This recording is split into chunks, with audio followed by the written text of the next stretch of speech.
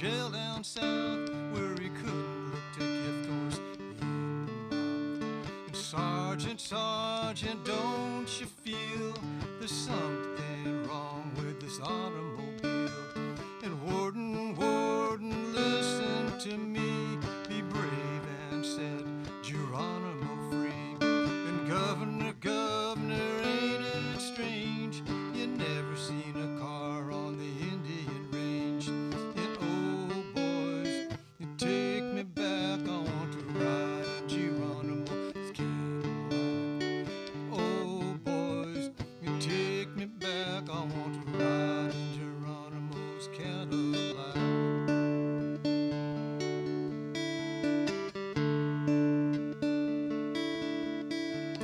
People, people, don't you know the prisoners got no place to go? They took old Geronimo by storm, and they tore all the feathers off his uniform. They took his land, they won't give it back, so they sent Geronimo a Cadillac. And oh boys, take me back, I want to ride in Geronimo Cadillac. Oh boys, take me back, I want to ride in Geronimo's Cadillac.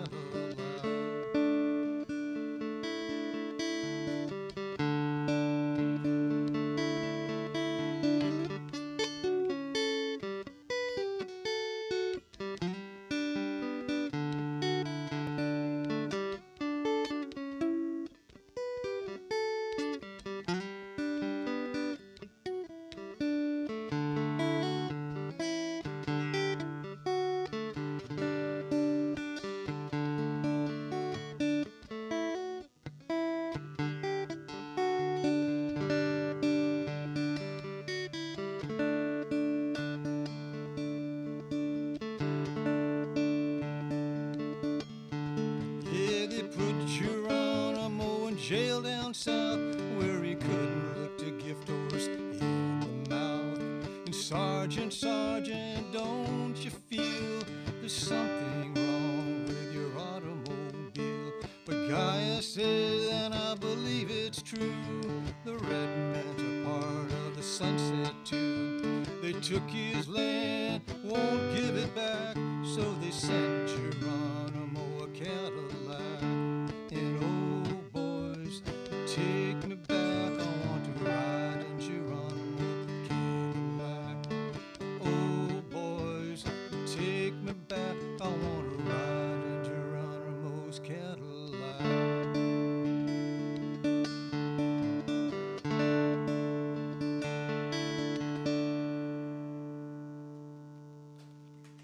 Hey, thank you. Welcome to, this is Acoustic Village. I'm used to having it being Virtual Village, which we've been most of this year, but it's Acoustic Village, coming at you live from Artichoke Music. Yay, in Southeast Portland, it's a beautiful autumn day. It's leaves turning, had some rain, so it's glorious. It's a wonderful time of year. And so our theme tonight is First Nations, and it's to kind of support the movement to counteract Columbus Day, and it just it's a whole nother perspective on that arrival. It's like immigrants arriving on these shores, and so we're doing First Nations, and that could apply to almost any First Nation people. But the fact is that many people I've talked to had it's a very good challenge to come up with a song that's about First Nations, because for decades and decades, there would be things like 10 Little Indians and Running Bear, and Kalijah, and that was kind of the trope. And like what's the one on the Disney? What makes the red man red from from Peter Pan. And I'll tell you that it's no different than the Amos and Andy tropes and the blackface tropes and the for me the Charlie Chan, and the stereotypes that we all kind of grew up and lived with, and it was just kind of accepted. And so it's hard to find songs that are accurate and respectful. And I thought about that one, and I did the research. You know, they said do your own research, right? Well, I did my own research, and there's a famous image apparently I saw it of Geronimo riding in a car in the back. I mean, he's got a top hat, and there's some guy in the front driving him around. He's got Geronimo's headdress on. And so Michael Martin Murphey wrote this song called Geronimo's Cadillac, and he knew it was actually a locomobile, but it was a luxury car, and Geronimo actually was kind of a showman. He liked to but he was in jail when that picture was taken, but he kind of liked to get around. But apparently that song was kind of like the unofficial anthem of the American Indian movement for a while. So I figure if it's good enough for Dennis Banks, Dennis means it's probably good enough for me. So anyway, that's Geronimo's Cadillac, Michael Martin Murphy. And so our first guest, been a while since he's been on long stage here. You did a Friday Night Coffee House here, I believe. I did. Yeah, it's good to be back on the stage. So let's get Jim Pritz up here. Jim had the same problem. We emailed, he said, I can't find a song, so Jim wrote one. Okay. Okay. I'm not going to be plugging in. Okay, he's not going to be plugging in. Okay.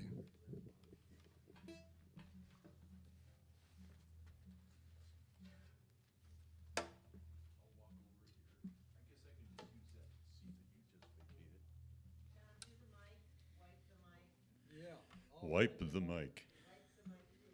I will wipe the mic. Okay. You want to mute the mic? Okay. Excellent. You don't have to wipe this one, I guess.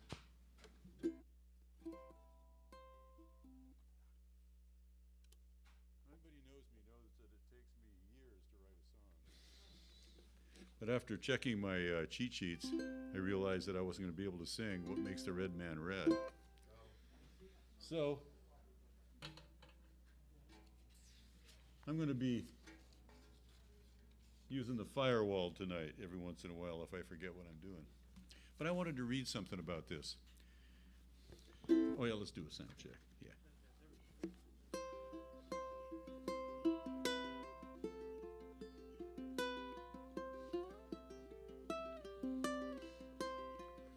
Testing 1, 2, 3. Can you hear this little puppy? Okay. United States Public Law 103-150. The 103rd Congress Joint Resolution number 19.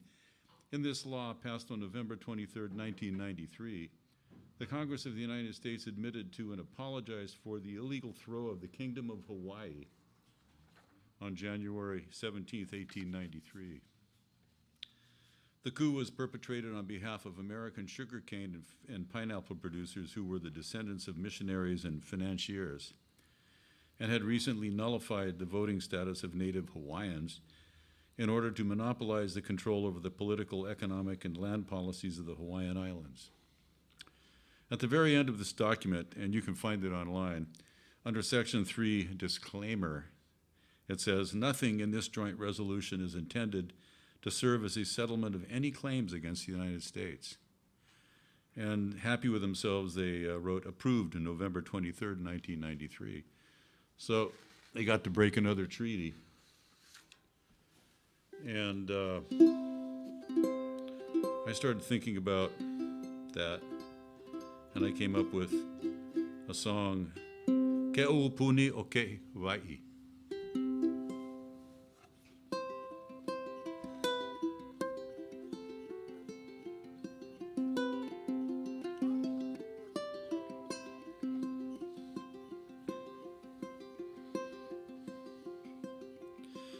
Liliukulani weeps and feels the trade winds blow.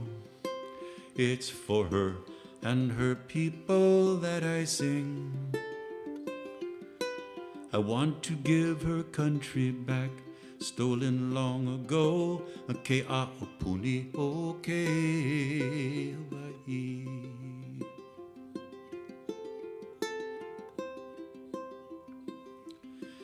I wish to visit Hawaii, independent and free, governed by the people, surrounded by the sea. There will be justice for Kanua and Ohana that they love. Ke ana puni ho se Hawaii.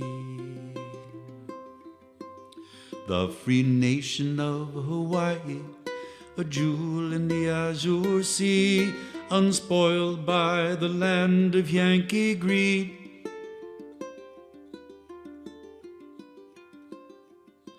Is what I hope to see one day when I get off the plane.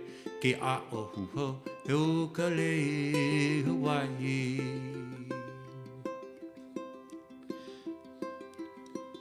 Poemahi Tahiti, the ancient people's names, sailing to the future, over the seas they came. They were guided by the stars, and they were trusting in their name. Ke aupuni o ke Hawaii. Well, I am your Yankee brother, and it hurts me to say, my people lied and cheated you, they stole your land away.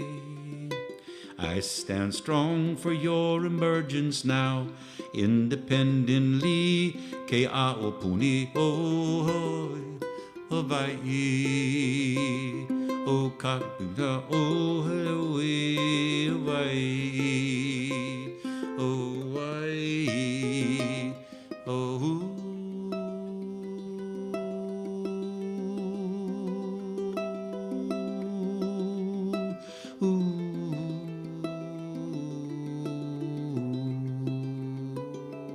Ke aopuni o ke e Hawaii, or the independent kingdom of Hawaii. Oh, say, can you see?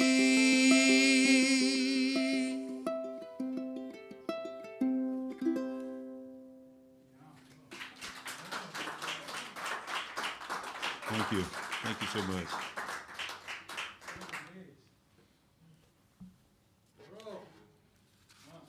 I did it. 7 days. 7 days.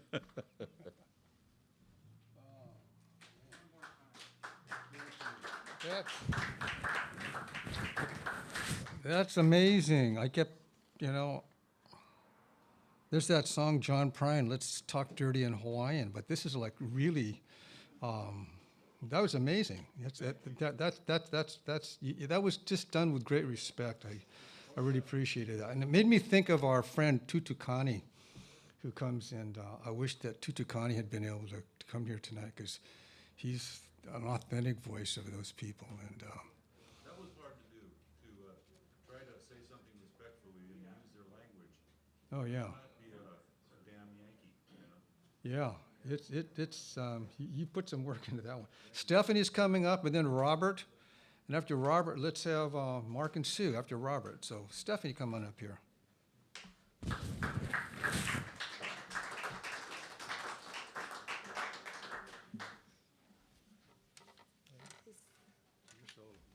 Am I solo? I'm solo. Okay, that's good.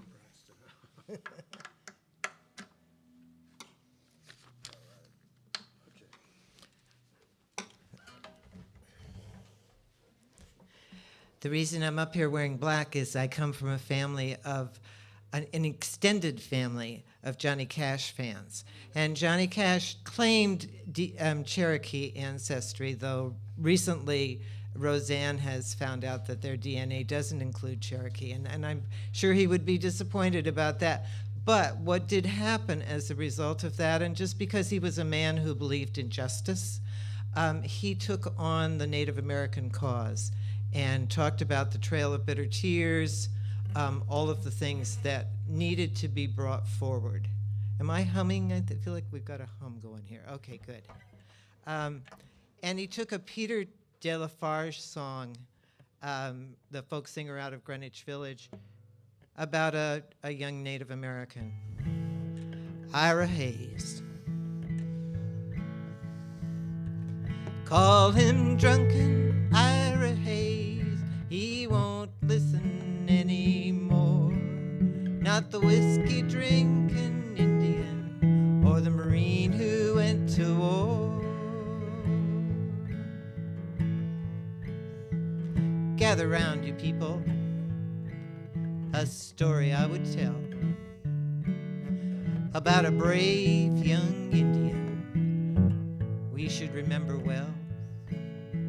From the land of the Pima Indians, a proud, noble band who farmed the Phoenix Valley in Arizona land.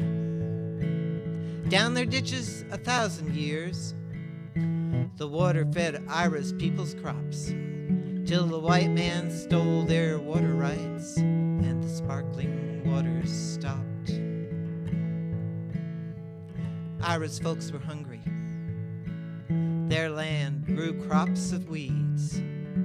And when the war came, Ira volunteered and forgot the white man's greed.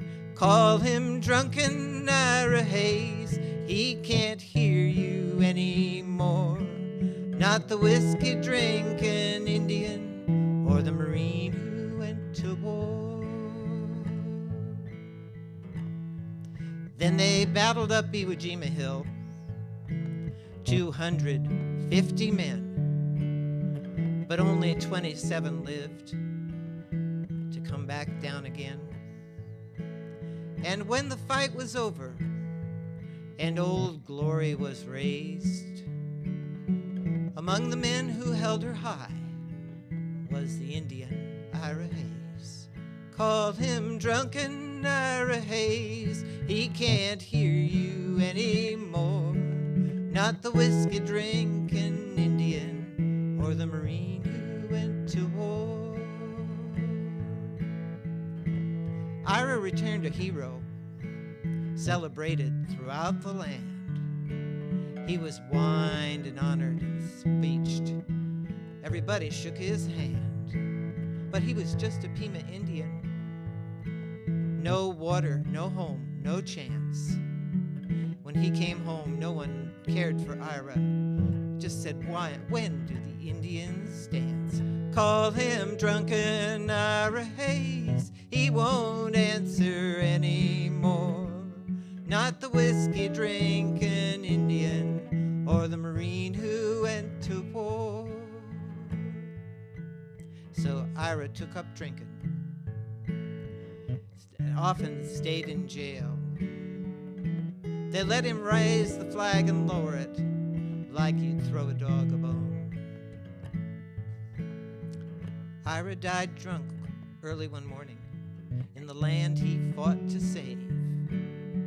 2 inches of water in a lonely ditch was a grave for Ira Hayes. Call him drunken Ira Hayes, he can't hear you anymore. Not the whiskey drinking Indian or the Marine who went to war. Call him drunken Ira Hayes, but his land is still as dry, and his ghost is lying thirsty in the ditch where Ira died.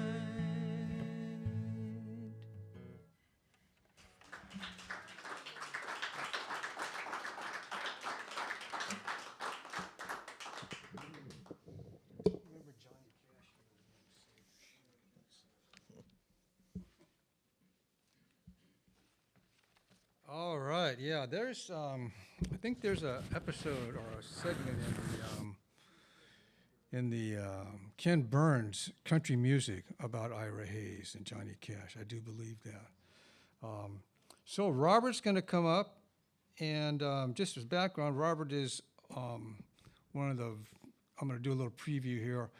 In November 11th, our village theme will be tribute to veterans, and Robert and Carl Solomon have been heading up the local chapter of the Soldier Songs and Voices. We have a poster someplace around here for that, and he's in a co-host that night, because that'll probably be, I'm going to be someplace else, I think, on November 11th.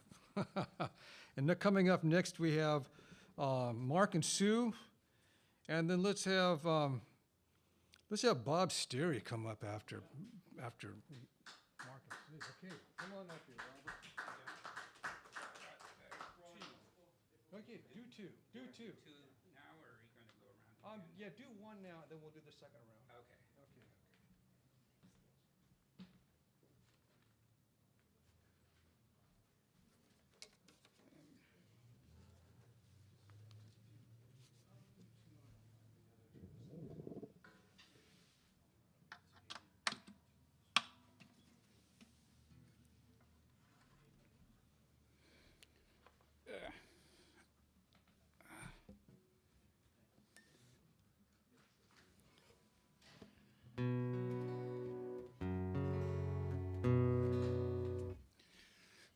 Oh, I'm going to do an original tune, and let's see. In early '70s, I read Dee Brown's book "Bury My Heart at Wounded Knee," and in 2001, I reread the book, and the second time through, I was inspired to write a song, and the song kind of encompasses the content of maybe 3 or 4 chapters out of the book. And the song I titled Wounded Knee.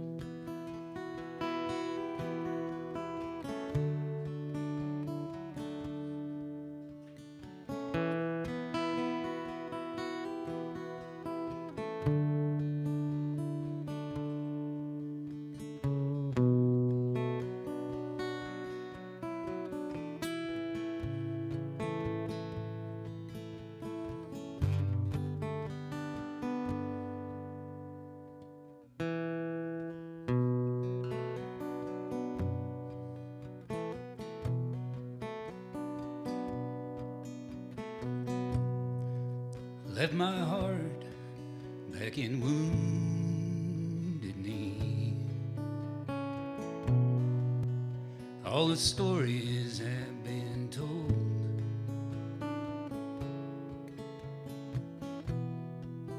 The human beings search for harmony.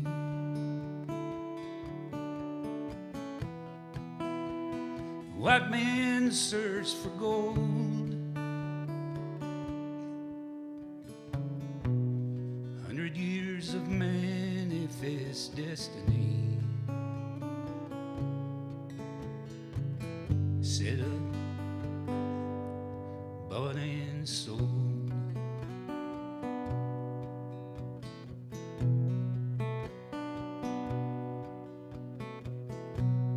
The Appalachian gold rush brought a flood of miners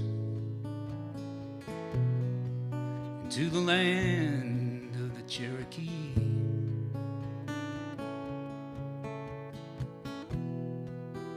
Watch my brother die of the cold and hunger.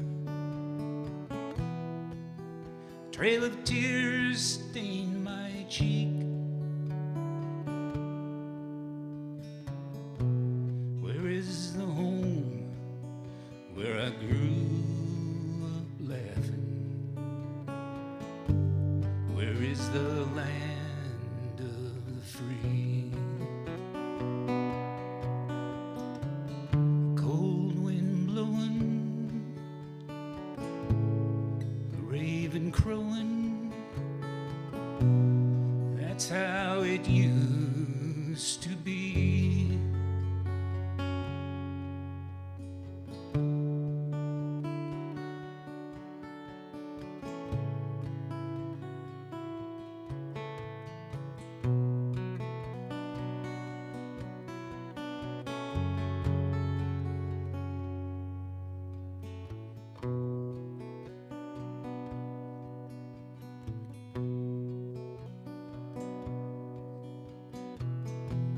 Sitting Bull was a leader in a proud Sioux nation. Swore he would keep his people free.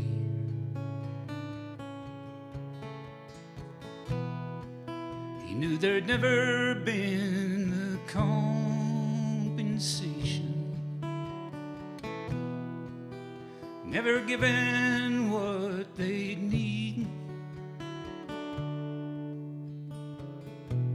Remembering the fate of his long ago cousins, who once were the great Santee. A warrior I have been, now it is all over. A hard time I have.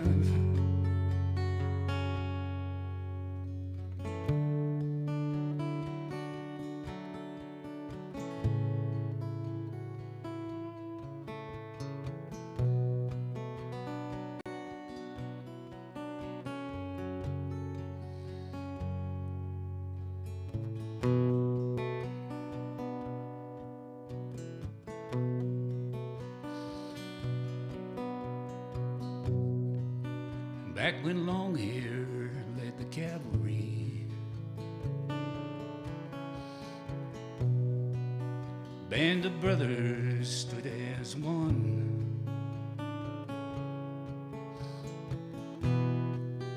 Custer knew the smell of victory.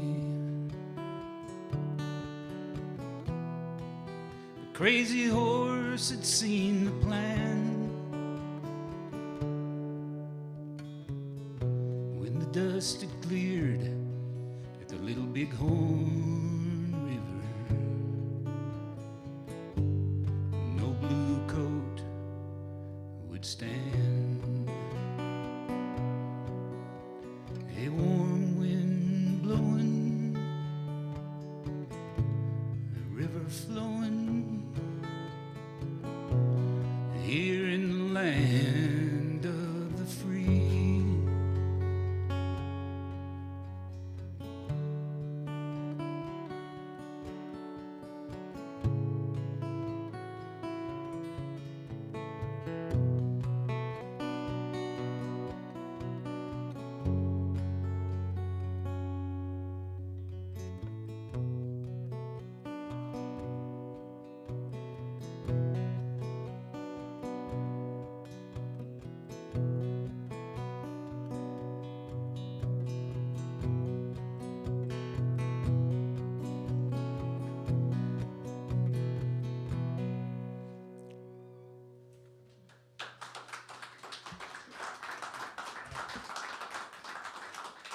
Thank you. I just, can I make one comment on that song? The lyrics of the second bridge, a warrior I have been, now it is all over, a hard time I have, according to Brown's book, is the song of Sitting Bull, and translated into English. And I was really happy when that fit perfectly in my bridge. So those were not my words, those were his.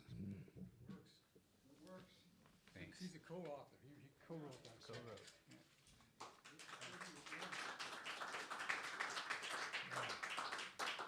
See, Robert and Jim rose to that challenge of not finding, what makes the red man red, right? Or running or Sitting Bull, running bear. Hey, let's have Mark and Sue come up here, and then Mr. Bob Sterry is going to give us a couple of poems, and then Dolly's going to come up. So, you guys can use two mics or one mic? Just one. One mic, okay. And you're plugging in, right? Well, I don't know. I have an inboard amp. You could, How does this sound? well, no, Is just, that going to be loud enough? For the room? just use this mic right here. So, Broadcast too, so you want to. yeah, we're going to be broadcasting here. So let's put you here. Oh. You standing or sitting down? I'm gonna sit, she's gonna stand over there. Okay, she's gonna stand, Yeah, I don't need a mic. okay, let's see, let's have her stand right here and use this Okay. mic. And we're gonna have you sit over here, play the guitar and do this. Okay, you have a plug in, okay. Okay, give him some sound. Okay, just use this one. Just use this one. Notice the ramp is gone. Yeah, okay, yeah, it's the first thing. Oh.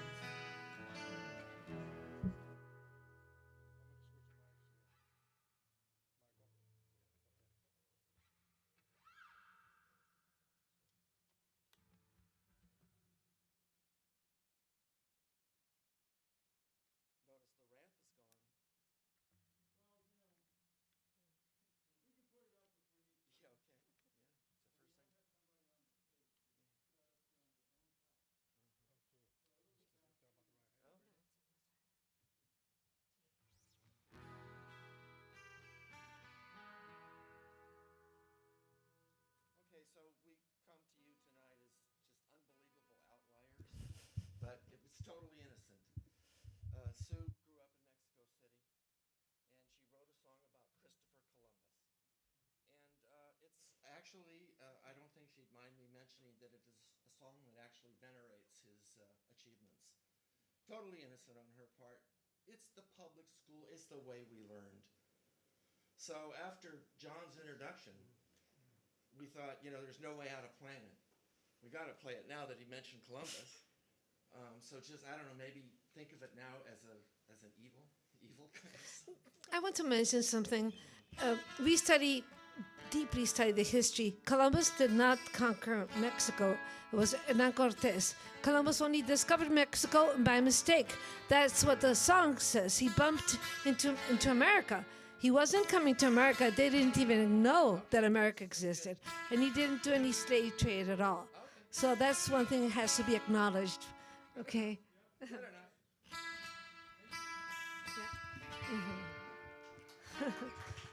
Thank you very much. I appreciate your understanding.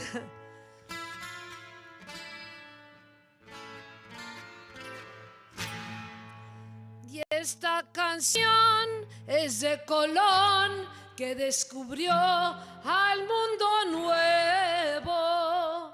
Y esta canción dedico yo con emoción al mundo entero. Y dice: la niña, la pinta y la Santa María, la niña, la pinta y la Santa María, la niña, la pinta y la Santa María, la niña, la pinta y la Santa María. Ay Colón, un día se fue a la mar. Ay Colón, otra ruta quería encontrar.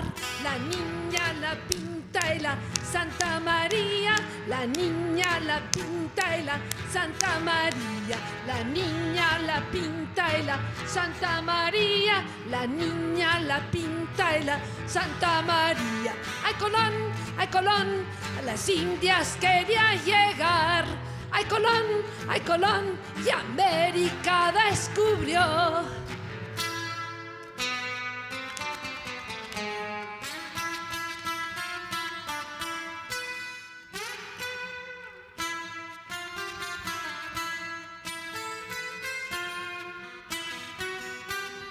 Y esta canción es de Colón, que descubrió al mundo nuevo. Y esta canción dedico yo con emoción al mundo entero.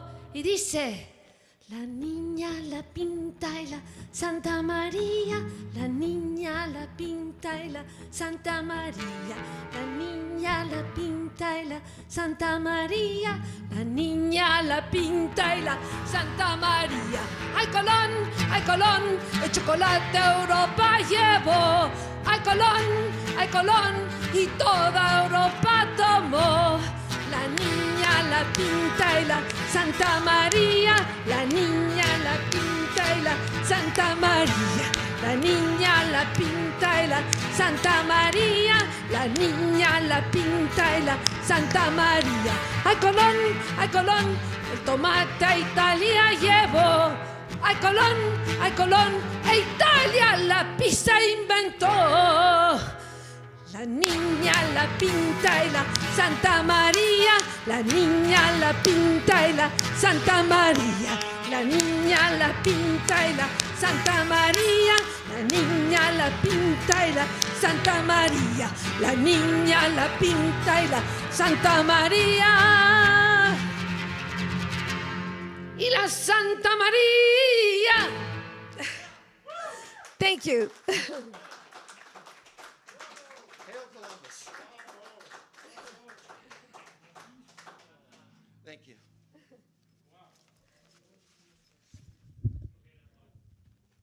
Can I unplug? Yes.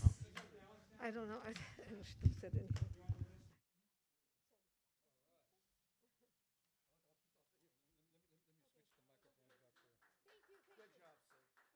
Okay, microphone's back. I don't have to actually clean this one. Let's see here. Okay.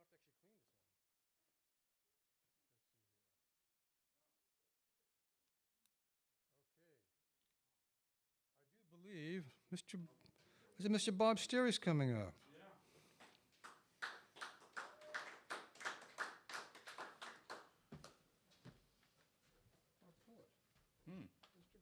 All right.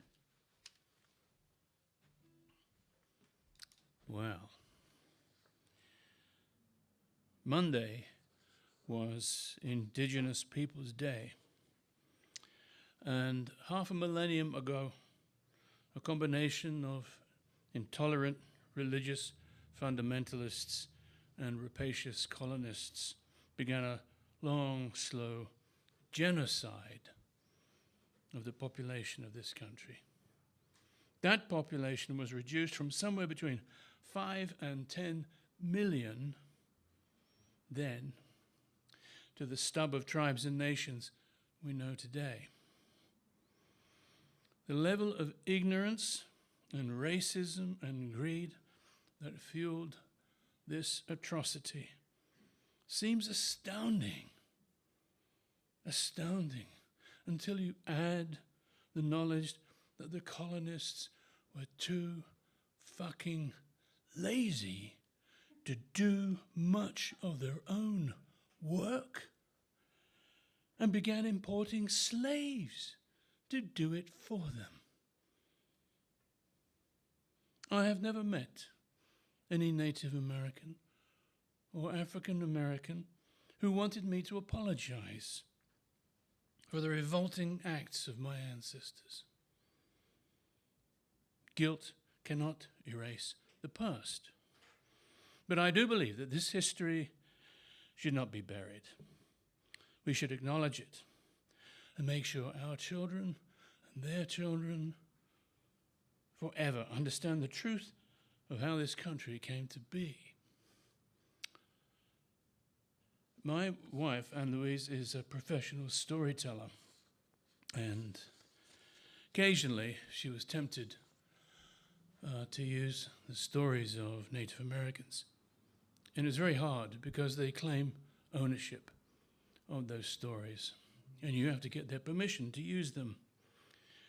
And you can understand why when you understand that they've had everything else taken away from them. Land. And now you want to take their stories too. So, and I think John said it's hard to find a song about Indigenous people. But I do know one songwriter who managed it, and it's a little lighthearted, and that is Randy Newman. And I'd like to sing a cappella his song, The Great Nations of Europe, which encapsulates 400 years of history in about 5 verses. The great nations of Europe had gathered on the shore. They'd conquered everything behind them, and now they wanted more. So they took to the mighty ocean, they took to the western sea, the great nations of Europe in the 16th century. Hide your wives and daughters, hide the groceries too. Great nations of Europe coming through. The Grand Canary Islands, first land to which they came. They slaughtered all the canaries there, which gave the land its name. There were natives there called Guanches, Guanches by the score. Bullets diseased the Portuguese. They weren't there anymore. Now they're gone, they're gone, they're really gone. You've never seen anyone so gone. There's pictures in a museum, some lines written in a book. But you won't find a live one, no matter where you look. Hide your wives and daughters, hide the groceries too. Great nations of Europe coming through. Columbus sailed for India, found Salvador instead. He shook hands with some Indians, and soon they all were dead. They got TB and typhoid, and athlete's foot, diphtheria, and the flu. Excuse me, great nations coming through. Balboa found the Pacific, and on the trail one day, he met some friendly Indians whom the church told him were gay.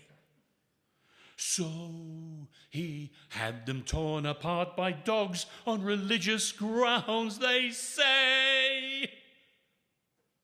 The great nations of Europe were quite holy in their way. Now they're gone. They're gone. They're really gone.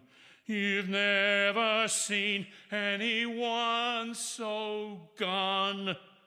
Some bones hidden in a canyon, some paintings in a cave. There's no use trying to save them. There's nothing left to save. Hide your wives and daughters, hide your sons as well. For the great nations of Europe, you can never tell. Where you and I are standing at the dawn of a century, Europes have sprung up everywhere, as you and I can see. But there on the horizon is the possibility that some bug from out of Asia will come for you and me, destroying everything in its path from sea to shining sea, like the great nations of Europe in the 16th century. Thank you.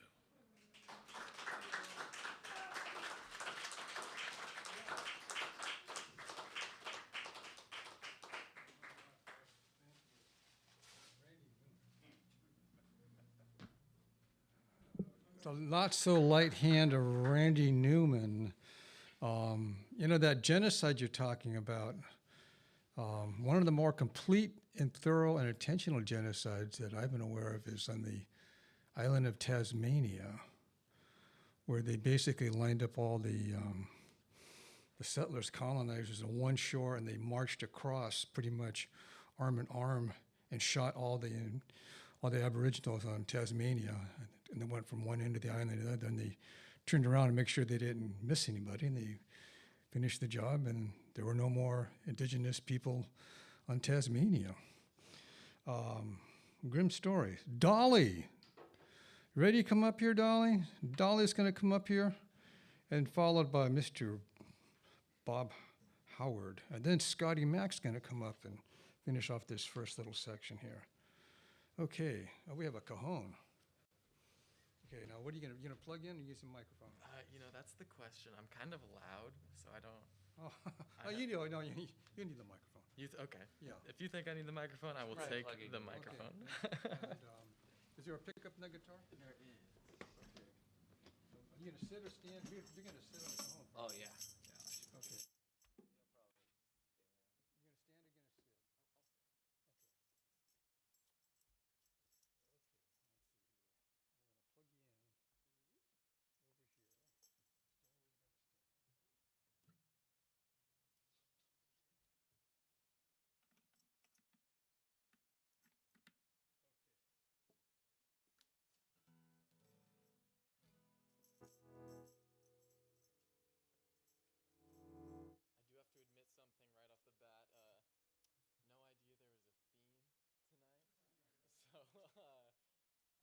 a song for it. I don't know anything other than my own originals, so I will be playing those. This is my friend Tony here. We've been jamming together for like a year now. We've been this past summer just playing on the streets, so not used to being in this setting with people looking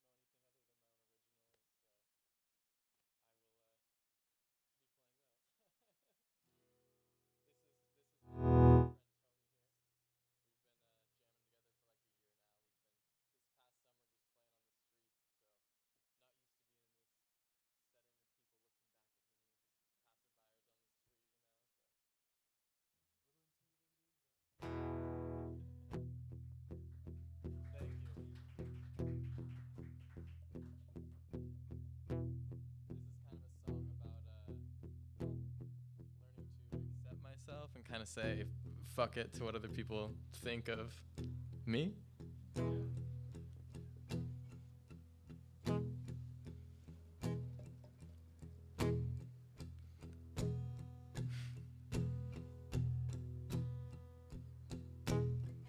If I cut my hair, I'll die.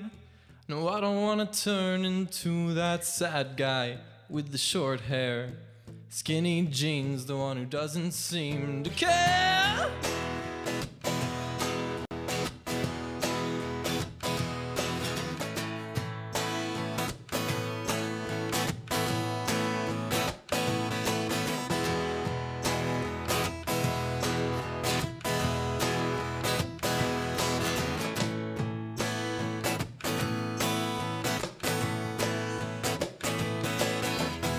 Milkshakes and fries, oh, let me take that to the other side. Here it's greener there, in the clouds where I can let down on my flowing hair.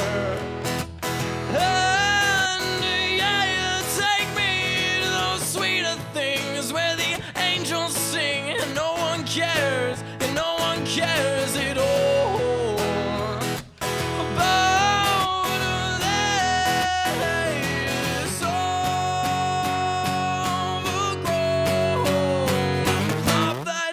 My back. Oh yeah, these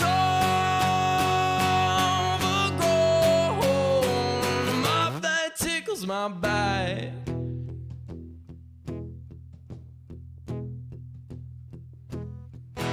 And if I could find my hair ties, I'd put it up in a bun and get this mane up tight out of my eyes, so I could give this goddamn bowl a light.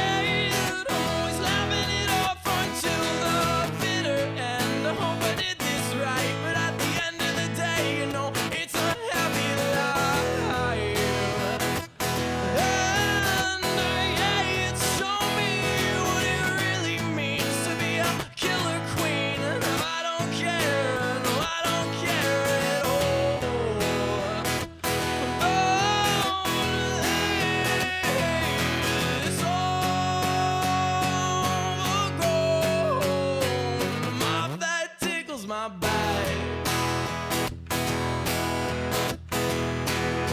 Oh yeah, these overgrown mop that tickles my back.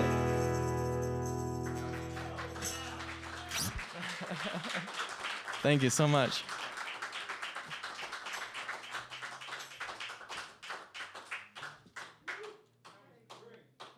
Thank you.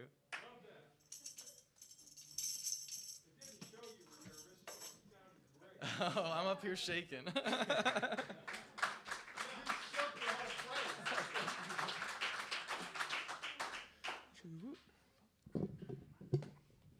Mr. Bob Howard's going to come up. Scott Mcallister, Scotty Mac's going to be coming up here with an original poem. And Michael, you want to do a song after? You want to do a song after Scotty, and then Sarah do a song after Michael?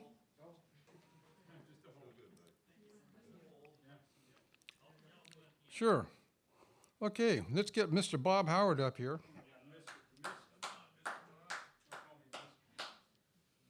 Monsieur. Monsieur Robert. Monsieur Robert. You gonna sit down?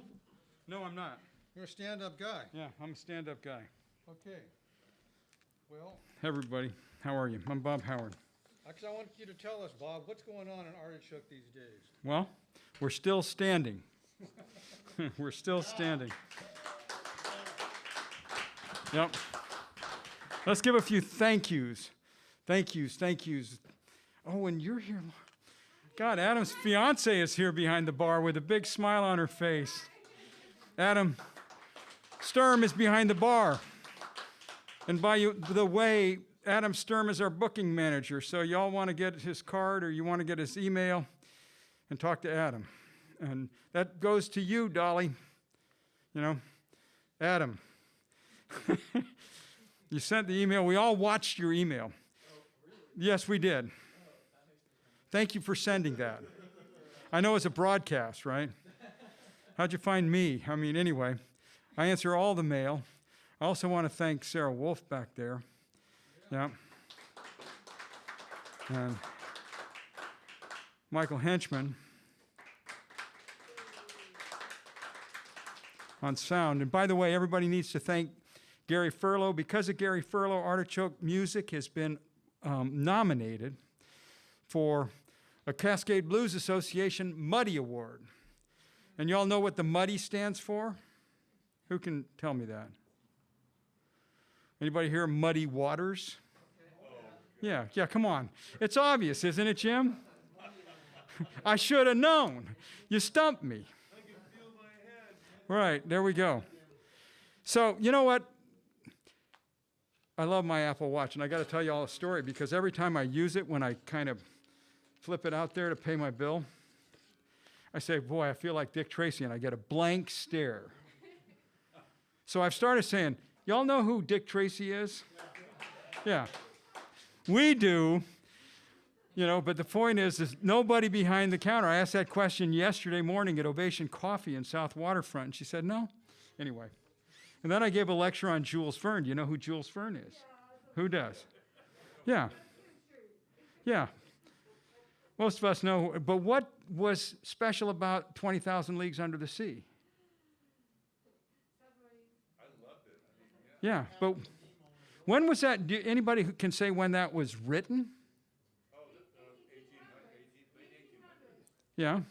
And what was it about? Well, what else? How were they going under the sea? In a submarine. Did any of those exist at that time? Yeah, that's the point. All right. Look, y'all, that's what's going on at Artichoke. We're just talking to each other and kind of thinking that, you know, what else do we do right now? But the bright side of all of this is that every show since COVID is broadcast, you know? And we just do that for the good of everybody because we are a nonprofit and we're here to support artists. And so one of the benefits that you all have for any show you do or any open mic you do is you can talk to Sarah or Adam. We'll cut a little piece out of this video and you can use that to pitch yourself, you know, put it on your YouTube channel or your Facebook page. And you know, when you audition, most bookers, right, Adam, are going to ask, do you have a performance video, right? Not just something that's, you know, like you recorded in your bedroom. Yeah, that's Robert. I mean, yes, sir, Mr. Sterry.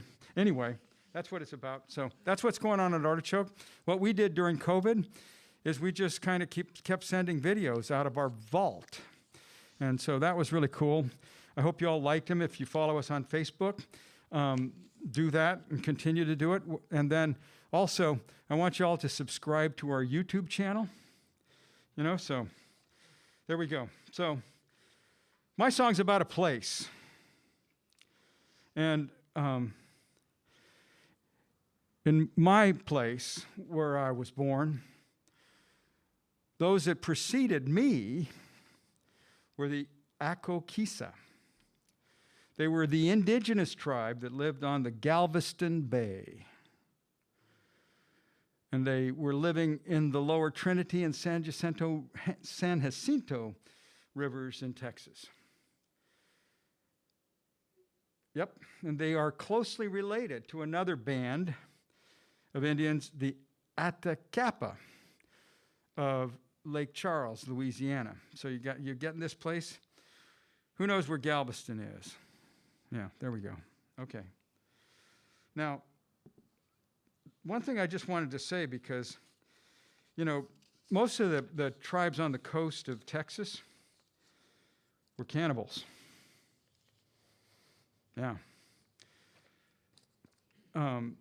What do you think about when you hear the word cannibalism? Donner, yeah. And what else do you think of? What's that? Silence of the Lambs, yeah. Yeah, there we go. Well, the point is that most of us thought it was bad. And, there's no, if you're a cannibal, you're even worse than Geronimo. And so us Christians would say, hey, you guys got to go. It's bad stuff. I'm scared of you. Well, I don't know. We've practiced cannibalism, and why do we do it? Yeah, exactly. We're just starting to look at each other and say, well, you're looking a little peaked, maybe sick. Maybe. Anyway, so that's my people, and this place is about my place. That's the best I can do. I didn't write a song. 1841, West Crest Drive. Houston, Texas. Yeah, I think it goes, every summer for 21 years. Houston, Texas. Long road trips across treeless plains. Endless hours playing counting games.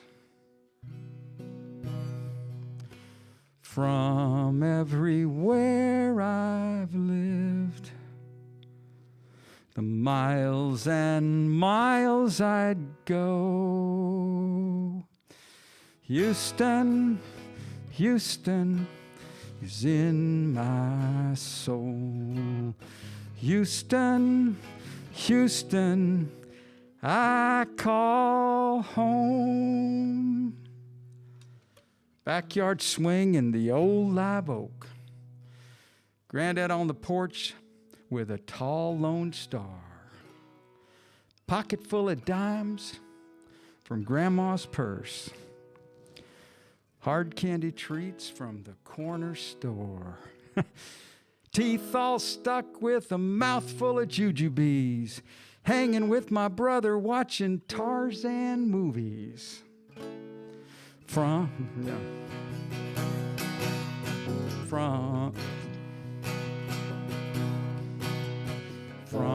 everywhere I've lived,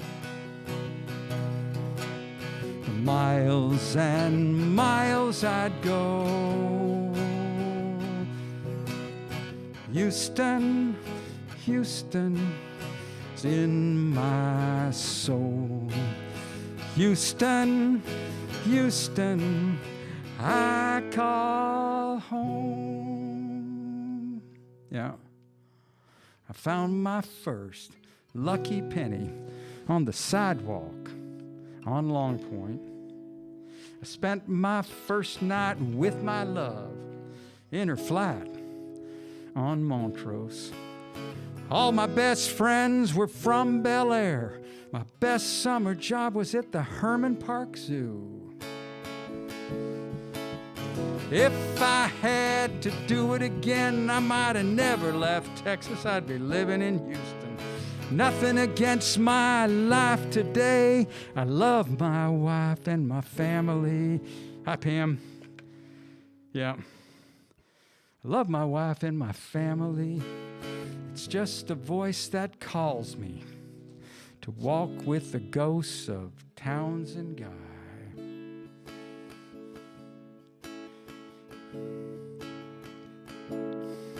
and heroes steal. Houston, Houston is in my soul. Houston, Houston, I call home. I spent my life leaving you to come back. When I was there, my roots grew deep. I found myself and I moved on. 1841 West Crest Drive, Houston, Texas. Thank you.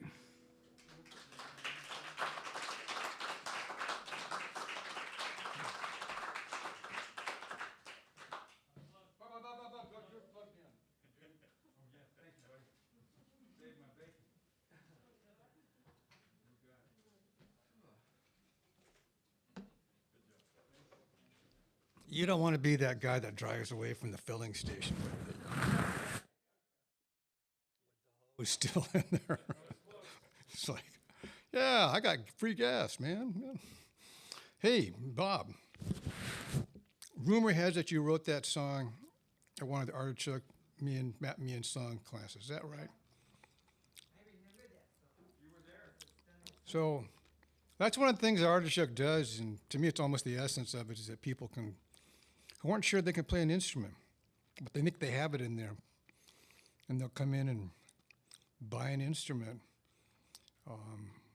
Jason or somebody, many other people in the past will help them find an instrument, and they'll take a couple of classes, and then they'll start coming in here. I see them coming in here on open mics, and they'll just kind of sit there and sign. They won't sign up, and then a couple of months later, they're up here doing a cover song, and then a couple of months later, they do a song that they wrote in an Artichoke song class, and that's a great accomplishment. Learn to play.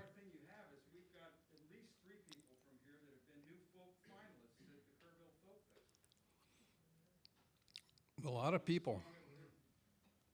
Which folk festival? Kerrville? Last person in the first round here, one of Frost's people, Mrs. Scotty Mcallister. We go back a long time. Our families go back a long time. Our dads were buddies. Our dads were fishing buddies. And Scotty's going to do a poem here. Got your harmonica. You don't want to get any cooties. Good. Oh, thank you, John. Let's see. John is my mentor, as I'm sure he is maybe some of yours and many others. I'm Captain Scotty Mcallister. I'm from Juneau, Alaska. I was raised here in Portland and grew up with a father traveling the Columbia Basin and all over Oregon, and it was a great upbringing. And I've always been interested in words and poetry. My dad was a writer, and I thought it skipped over me a generation. But as I have kind of sunsetted my career and moved forward into, what do I do now? I liquidate assets, and I can go skiing in the winter, but I start writing, and I started doing poetry, and I've participated in Fisher Poets in that story for a number of years, and it's been a great experience for me. And then John calls me out of the blue, a blast from the past, and it's like, oh, John. And so we start collaborating on things, and one thing leads to another, and some of my poems become songs. And he called me the other day, or texted me the other day, do you have any native songs? And I do have one. I've worked on others. And one of the themes earlier tonight was using native poetry, and living in Juneau and for the last 40 years, and working with and among and being close to natives in the fishing community. I know a lot of their stories, and I've always been interested in their stories. And it's, you not only can we not use them because maybe they feel they don't like us to use them. We don't know them. Their stories are of things and times and lives that we have no background for, we have no relation to. And I've dabbled in trying to create stories, and it didn't work. So anyway, to bring this around to tonight, years ago, I remember trying to get my brain around a Woody Guthrie song. And let me tell you, I have the most respect for the late, great Woody Guthrie. But he spent some time here in the Northwest working for, or at the behest of, the Army Corps of Engineers back in the 50s, or well, no, it was in the 30s. And when they were gonna, as they dammed the Columbia River. And he captured middle America, middle white bread America, I'll just call it. You know, we'd gone through the Dust Bowl and we were in the Depression and we had to put people to work, and we somehow had to do something with the West we had won. And what do you do with it? You create power with the Columbia River and create aluminum, and eventually it wins the Second World War. But through that process, they brought Woody into, he lived here in Portland and wrote a whole body of work, and I'll just say it, through the Columbia Empire that had existed under the bus, under the wheels of progress. And I, going to Robert Gray School in second and third grade, suffered through a music class with an insufferable music teacher singing Roll On, Columbia Roll On, and with in my life at that time and since, it has never made sense to me how a dammed river such as the Columbia is can roll on. And so I've had that bone to pick with Woody. I carried it with me for a long time, and I remember the first poem I tried to write was somehow about the Columbia River and damming it and what it was and what it is now and what it might be someday. And anyway, this is what I gnawed off that bone. It's called The Great Men of Wyam, and just the little backstory there is, we've talked about natives all over the country, but here in the Northwest, the Columbia River was the lifeblood of many great Indian nations.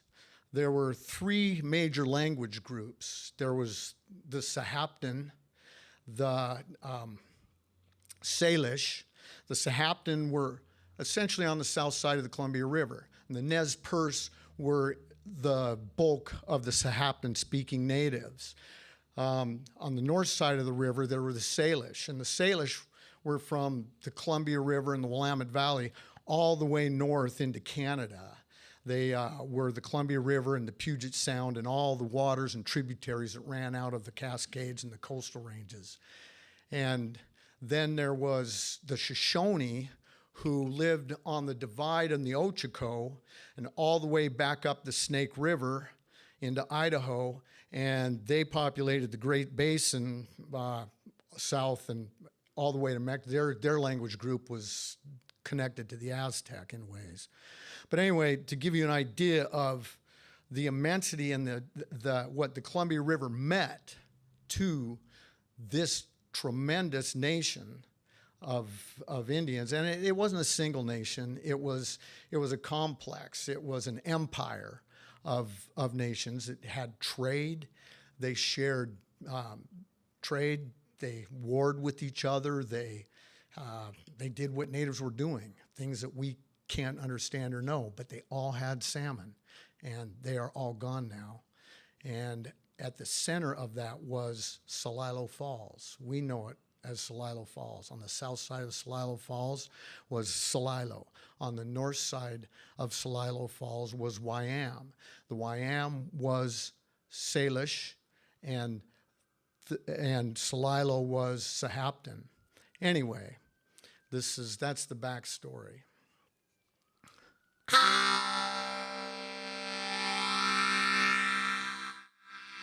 Whoa, take me back to a simpler time before the dams, the great men of Wyam. Here water falls between great walls, Celilo roars, Wyam is no more. Roll on, Columbia, roll. Roll on, Columbia, roll on. Their empire's wealth, the king of salmon, swim onto her headwaters, over falls Wyam. Here salmon swarm and men on planks dip from her banks, the great men of Wyam.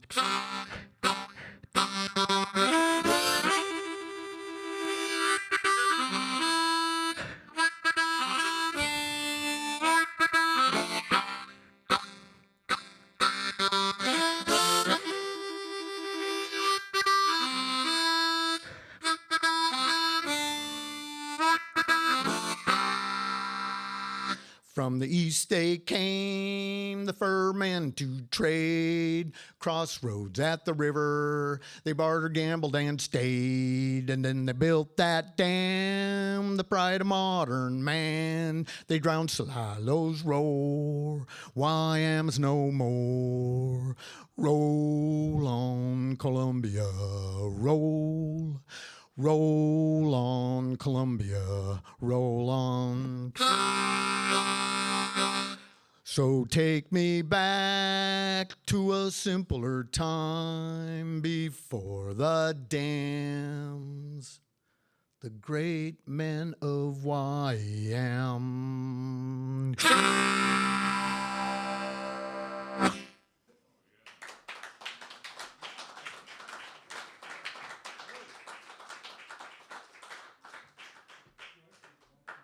Wow, I've heard that before, and that's a great song.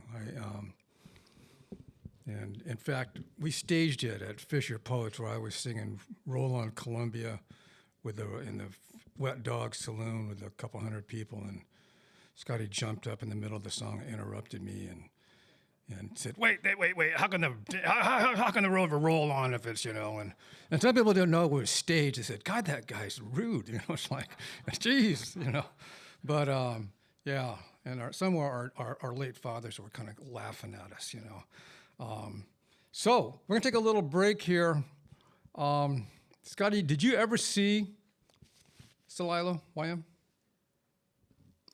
You know, it's one of those childhood memories. I was 4 years old when it went under. Yeah. And, you know, I don't know how much of it is from photographs, but I was aware the Dalles Dam was closing and it was burying a way of life. Yeah. I being a fisherman, I mean, that's all I've ever thought about or tried to do in my life. And, you know, men standing next to those falls with dip nets catching the fish that used to be there was always something that fired my imagination. Yeah. And I remember it, I don't know, whether Yeah, it's kind of hard. I ever stood there or not. Yeah, I saw it, and because my dad was a photographer for the Oregon Journal, his dad was the outdoor writer for it, and I was 7, and my brother was 9, so we were a little older, but we saw it before it went down. So we're gonna take a little bit of a break, and we come back. We're gonna special treat Michael, our sound guy, is gonna come up and do a song, and Sarah is gonna go up and do a song, and then Robert's got another one for us, and Bob's got another one, and Stephanie's got a poem. And I got one song to close out. So let's take a little break. And I think Adam's someplace in the bar there. And we'll take about 10-minute break, and then Michael's going to come do a song.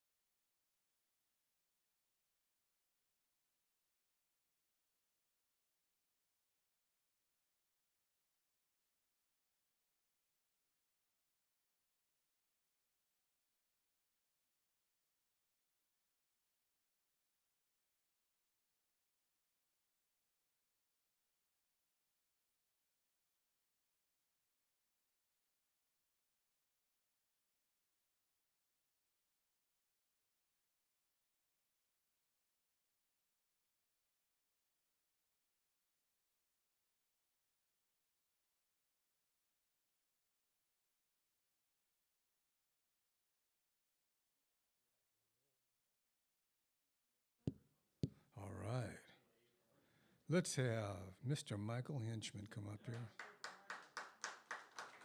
Master of the half capos, I've been learning. The master of the half capos. All right. Larrabee.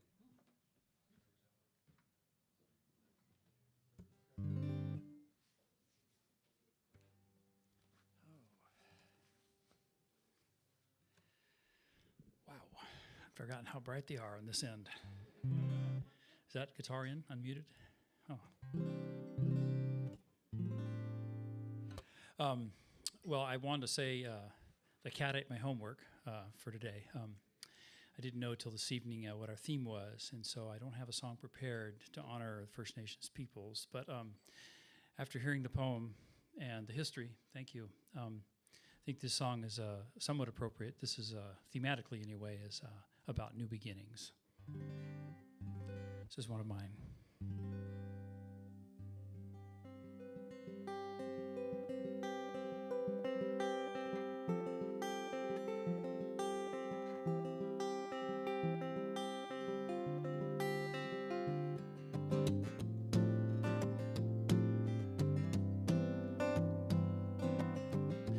Leaving out a southbound station, the night is sleeping on the track,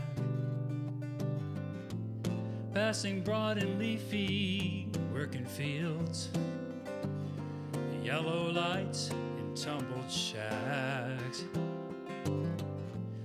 men in taverns smoking cigarettes, drinking whiskey glasses dry, clap each other joking on the back, complain about their wives. If the sky fell tonight, would I even notice? If the sky fell tonight, would I feel more devoted to the beauty in this life? Maybe say a prayer. If the sky fell tonight, would I even care? Something in the wind calls my name, though I never was a rolling stone. Time to get away from everything,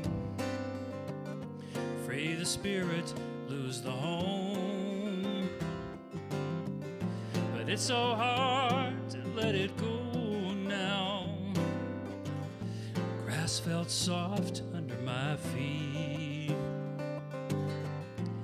Now the wheels clacking on the rails gently call out my dreams, my dreams. If the sky fell tonight, would I even notice? If the sky fell tonight, would I feel more devoted?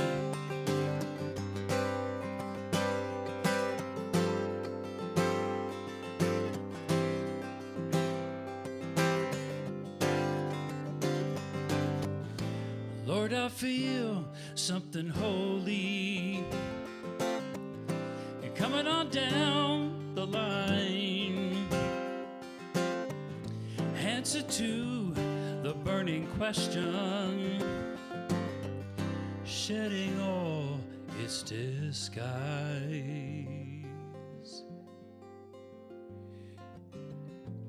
Soon the rosy glow of early morn, like candlelight in a darkened church.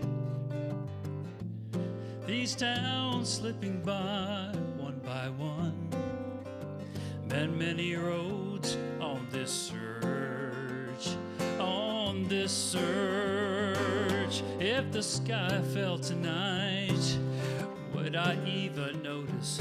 If the sky fell tonight, would I feel more devoted to the beauty in this life? Maybe say a prayer. If the sky fell tonight, would I even care? the sky fell tonight, if the sky fell to earth tonight,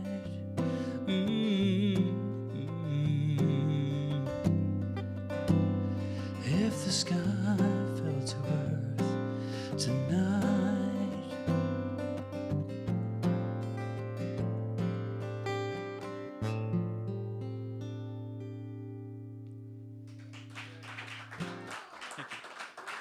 Thanks. All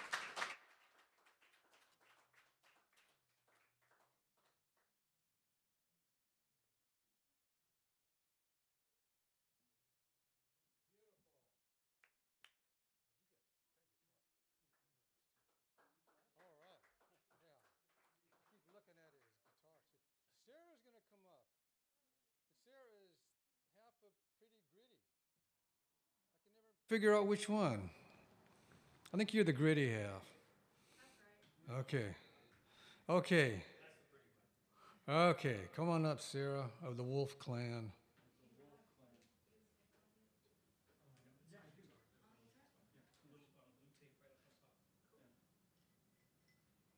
You gonna play Michael's guitar? Yeah. Oh, all right. No plug in. Oh, I gotta clean this microphone.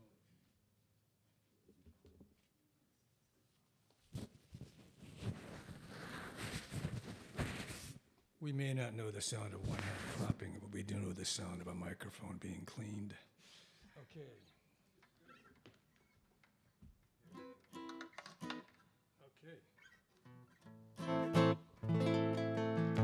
Oh my goodness. Well, I don't have a First Nation song either.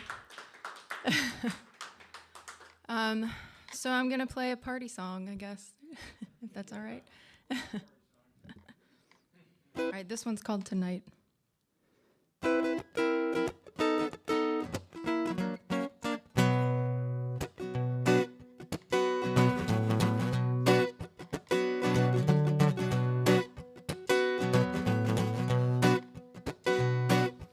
Waking up late, it's Saturday, stretch my arms up over my head, tear my covers off, hit the snooze on my clock, time to jump up out of my bed. 6-inch heels and fishnets, glossy red lips and a curl, little polka dot dress, yeah, I'm feeling my best, ready to take on the world. It's gonna be a big night tonight, basement slapping that doghouse right, fellas, take your girl, why don't you give her a twirl, catch her and hold her tight. Gonna make some noise tonight, can you hear that guitar wailing right? Take your man by his big strong hands, come on and dance all through the night.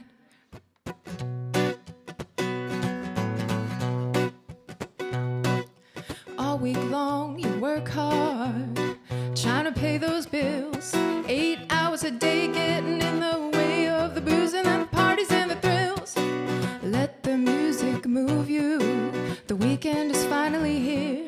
Drink away your cares, let down your hair, watch troubles all disappear. It's gonna be a big night tonight, kicking up nasty beats, alright, fellas, take your girl, why don't you give her a twirl, catch her and hold her tight.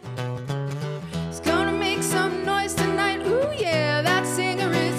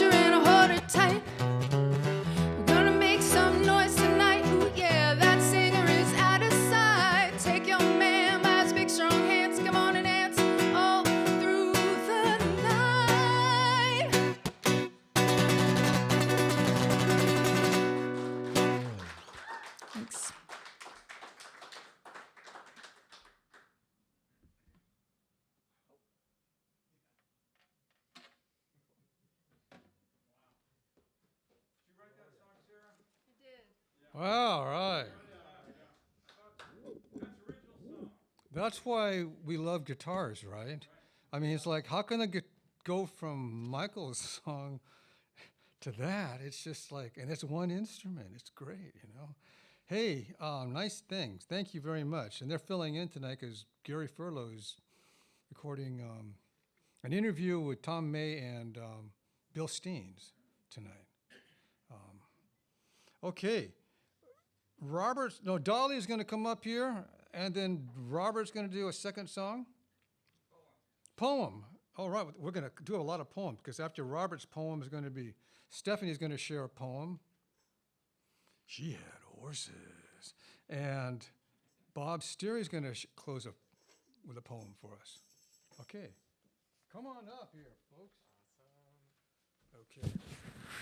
We're going to the same arrangement you had before. I think so. Okay, you sit there. If you have two of those, then you'd have cojones. Okay. Onto something there. Oh, you know what? I left my guitar pick on the thing with it. Hang on. It's okay. This bad boy. Gotta have that pin. All right. I always tend to lose them. Oh yeah. Let's see. What's going on here? It's one of those tricky ones. Okay. That was awesome, Sarah. Yeah, that was really cool. All right. You want to count me in? Yeah. 1, 2, 3.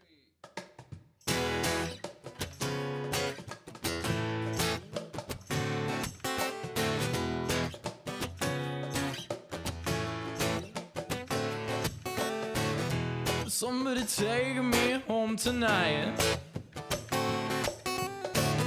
It's not that I'm intoxicated, I just don't wanna drive. Sometimes I get that urge to turn my wheel sharp right, just to see the fish at the bottom of Clag River Drive. And they won't mind as my lights go dark and the river infiltrates the windows of my 90s Skylark that I should have fixed last summertime. But let's be honest, I don't care about my problems. Let me sink to the bottom and just forget that I've got them for a night.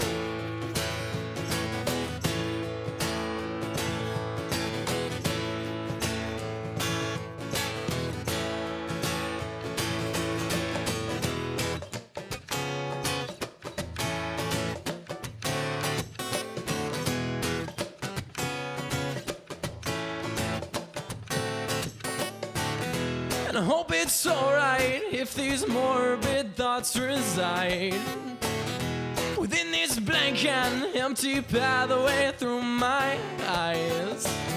So read my lips so you won't have to read my mind.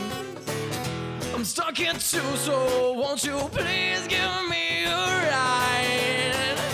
And it's alright if we don't go home and we find somewhere secluded.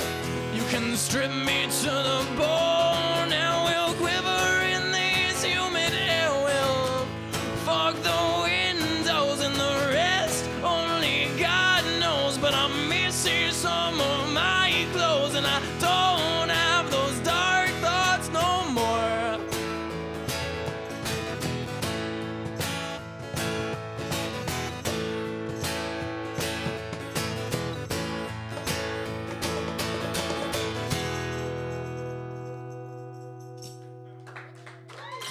Thank you guys so much.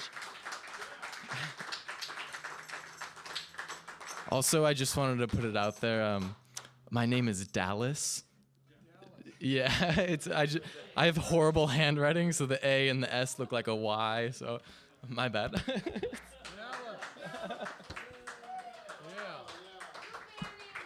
Yeah.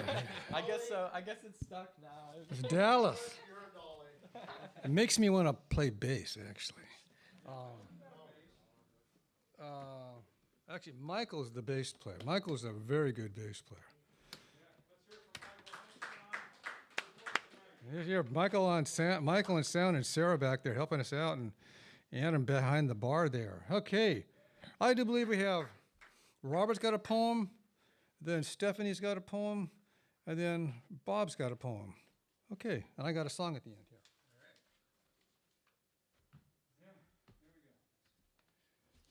Okay, I'll make this quick. Let me clean that microphone for you. You never know.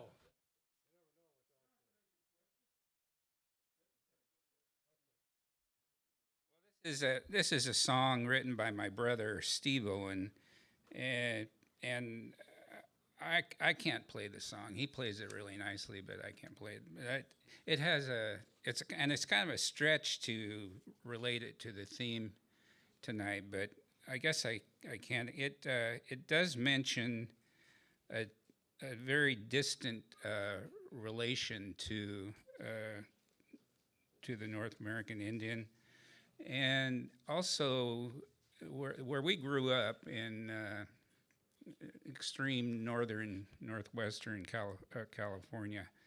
Our little community was surrounded by Indian tribes. The Tolowa at the mouth of the Smith River to the north, Klamath at the mouth of the Klamath towards the south, Yurok to the southeast. I was honored to spend quite a bit of time on the Tolowa Reservation in my younger years, and so I guess that qualifies since the song came from that community. Anyway, it's called Hallelujah Blues, and I'm going to try the spoken word, and I'm expecting Bob Sterry to come up afterwards and say, would you like some lessons on that? Because I don't do this, and I know it's hard. Anyway, Hallelujah Blues by Steve Owen. Booger smokes cheroot cigars and Raleigh filters by the pack. He lives on gin and candy bars. Yeah, he's a walking heart attack. Now, Booger drives a big old car, a shining silver Cadillac, and it leaves a trail like a long black scar all the way to hell and back. But Booger plays the tambourine in the New Hope Chapel Choir. He's hooked on methamphetamines, so every Sunday he gets wired. But he loves to hear those jangles chime at the close of every hymn. One skinny arm thrust to the sky, hallelujah and amen. Old Booger wears a handsome hide, 132nd Cherokee, from way back on his mama's side, down in southern Tennessee. So he hangs a scented Taiwanese dream catcher from his rearview mirror, even though it makes him sneeze. And he talks about the Trail of Tears. Now, Booger, he went comatose. The ambulance came right away. Said it was an overdose. Booger, he was DOA. Well, the congregation all turned out. Should have heard that choir sing. But to me, it's not the same without old Booger on the tambourine.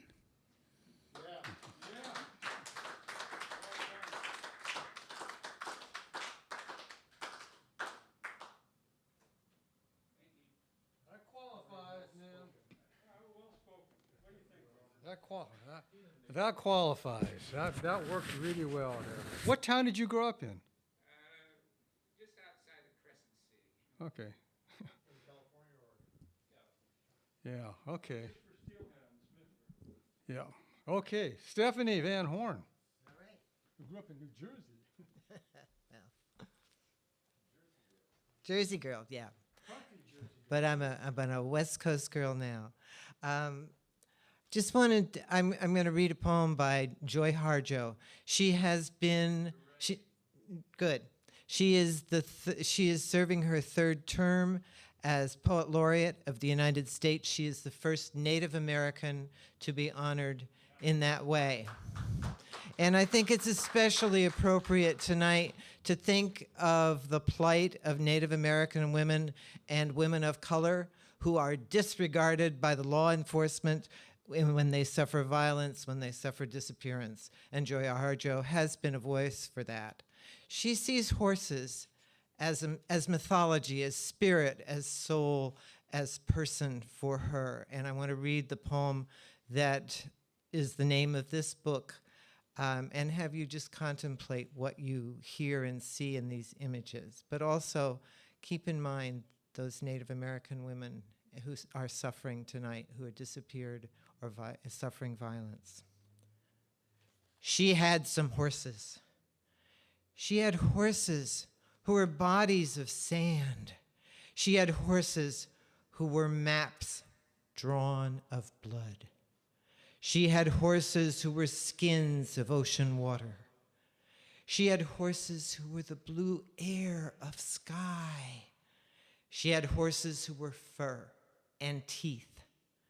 She had horses who were clay and would break. She had horses who were splintered red cliff. She had some horses. She had horses with long pointed breasts. She had horses with full brown thighs. She had horses who laughed too much. She had horses who threw rocks at glass houses. She had horses who licked razor blades. She had some horses. She had horses who danced in their mother's arms. She had horses who thought they were the sun, and their bodies shone and burned like stars. She had horses who waltzed nightly on the moon. She had horses who were much too shy and kept quiet in stalls of their own making. She had some horses. She had horses who liked creek stomp dance songs. She had horses who cried in their beer. She had horses who said they weren't afraid. She had horses who lied. She had horses who told the truth, who were stripped bare of their tongues. She had some horses. She had horses who called themselves horse. She had horses who called themselves spirit and kept their voices sacred and to themselves. She had horses who had no names. She had horses who had books of names. She had some horses. She had horses who whispered in the dark, who were afraid to speak. She had horses who screamed out of fear of the silence, who carried knives to protect themselves from ghosts. She had horses who waited for destruction. She had horses who waited for resurrection. She had some horses. She had horses who got down on their knees for any savior. She had horses who thought their high price had saved them. She had horses who tried to save her, who climbed in her bed at night and prayed as they raped her. She had some horses. She had horses she loved. She had horses she hated. They were the same horses.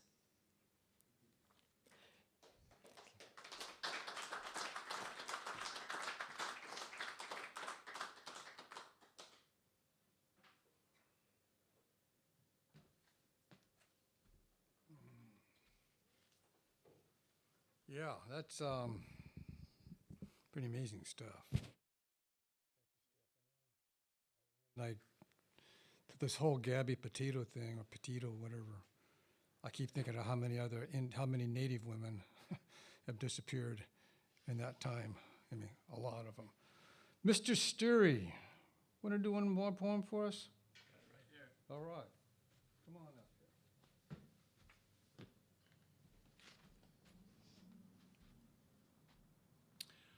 When I was looking for an appropriate poem for Indigenous Peoples Day, I had never heard of the poet Alfred Artiega. And I found him today. He's a Chicano poet and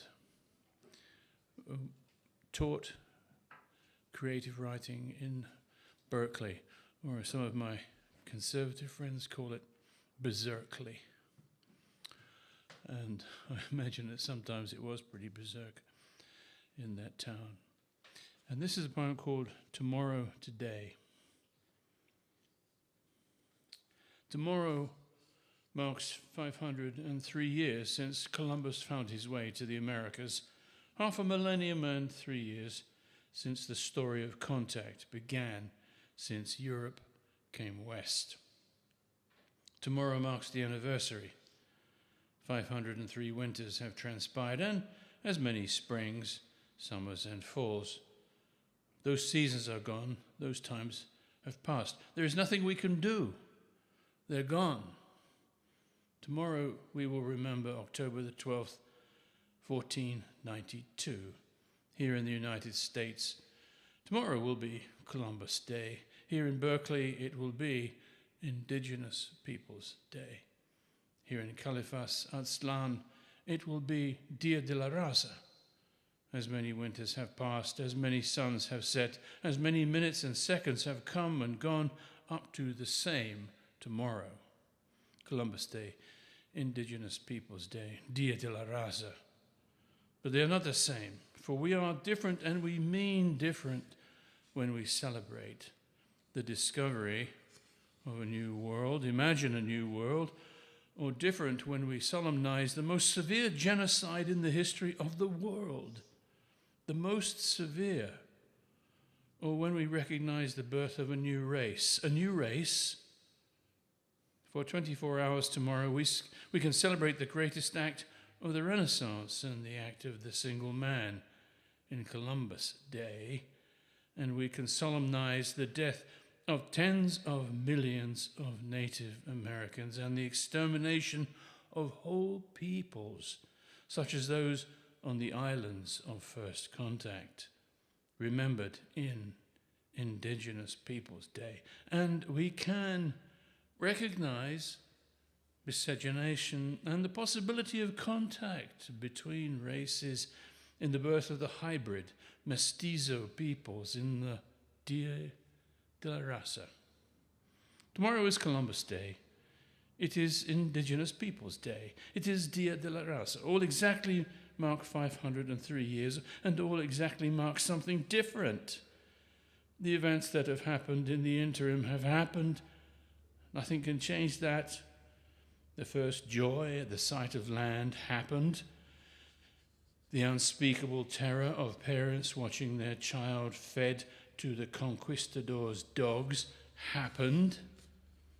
503 years of events took place. We cannot change that. We cannot stand up like Las Casas and say, this must stop. We cannot tell Tainos on first seeing the Spanish arrive to run, and not stop running. What was, was. We cannot change the number of days, nor can we change the events that happened. We can, though, choose to remember or forget, to celebrate, solemnize, recognize. Thank you.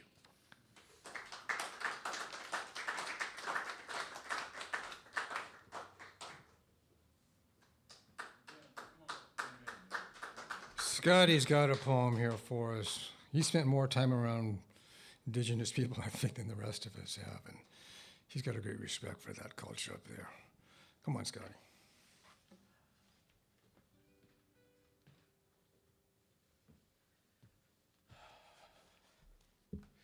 Yeah, thanks, John. Put this evening, this poem puts this evening into context for me anyway. I call it Cosmic Quest. Look up, oh, who stares at the ground. Man's quest for ultimate knowledge reaches far out into the cosmos, our beginnings and end. But just know that we are special, evolved on the blue planet where water is liquid, but a white stripe in the chaos of the cosmos, perfectly balanced somewhere in a universe so vast, so violent, that real-time participation in cosmic events outside our space and relative to our time is impossible. Our end is certain before we can know our beginnings. We are alone and sole proprietors of this domain. Earth is our home, and the cosmos our quest. So take care of what you can and enjoy the ride. It will be over before we are done in this cozy little nest. The end.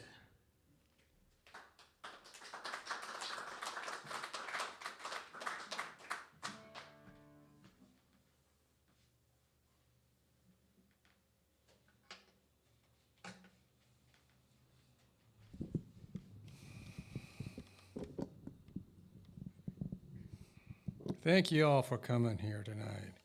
It's been a great evening. It's a certain Canadian songwriter who's known for being morose at times wrote this song after Marlon Brando dedicated his Academy Award to an Indigenous people.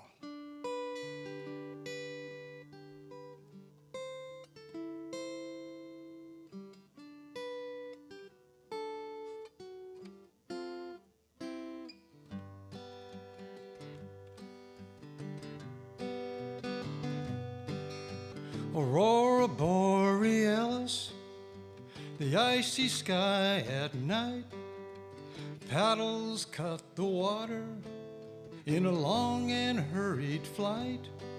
In the morning, in the fields of green, and the homeland we've never seen. They killed us in our teepees, cut our women down. They might have left some babies lying on the ground. Still the fire sticks and the wagons come, and the night falls on the setting sun. They massacred the buffalo, kitty corner from the bank. Taxis run across my feet, my eyes have turned to blanks. In my little box at the top of the stairs, in my Indian rug with a pipe to share.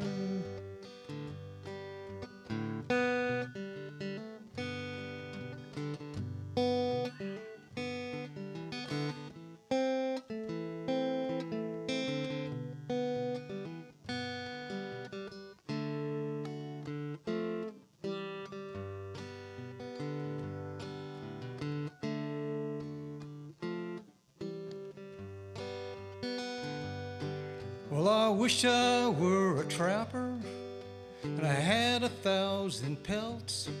I'd like to be with Pocahontas and find out how she felt in the morning, in the fields of green, in our homeland we've never seen. And maybe Marlon Brando will be there by the fire. We'll sit and talk of Hollywood and the good things there for hire. Pocahontas, Marlon Brando and me. Pocahontas, Marlon Brando and me. Thank you. That's Neil Young, if you hadn't figured it out. Thank you for coming. This has been great. And I really want to thank Michael and Sarah especially for filling in. It says a lot about Gary Furlow, if you're listening, Gary. It takes two very competent people to do what Gary does. And Adam for bringing us in here, and Mr. Bob Howard for making all this happen still. And we're kind of crawling back. In 2 weeks, we're going to do a tribute to the dead. And that could be deliberately vague. It can be Dias de los Muertos. It can be anybody that's dead. It could be Elvis, you know. Maybe he's not dead, actually. It could be any ancestor people, or it can be, you know, it can be your favorite Grateful Dead song. Okay, so you can do anything you want on the Dead. It's like tribute to the Dead. Okay, maybe I'll do my Buddy Holly medley. Okay, thanks for coming in. We'll see y'all in 2 weeks.